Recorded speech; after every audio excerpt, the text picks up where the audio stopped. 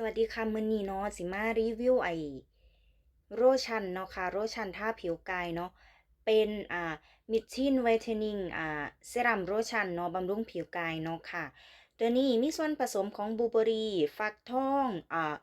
บรอกโคลีแครอทแล้วก็มะเขือเทศเนาะค่ะผลไม้5ชนิดเนาะตัวนี้ขนาด250มิลลิลิตรเนาะลูกค้าค่ะตัวนี้เนาะค่ะมีอยปลอดภัย100%เนาะค่ะ ผู้ใดสนใจเขามากดอยู่ตะกร้าทาง Shopee ทาง TikTok ทาง Lazada ทาง Facebook แล้วก็ช่องยูทูบนะคะลงให้แล้วเนาะเดี๋ยวปักลิงก์ไปในช่องยูทูบเนาะค่ะชื่อว่าช่องกัลยาแชนแนลภาคประชาชนเนาะค่ะเข้าไปกดเลยเนาะค่ะลูกค้าขาเนาะอ่ะตัวนี้นะคะราคาจะขึ้นอยู่ที่ตะกร้าเนาะค่ะเนาะให้ลูกค้าเขาไปกดได้เลยชื่อว่าร้านเปามิเนตช็อปเนาะจ้ะโอเคค่ะ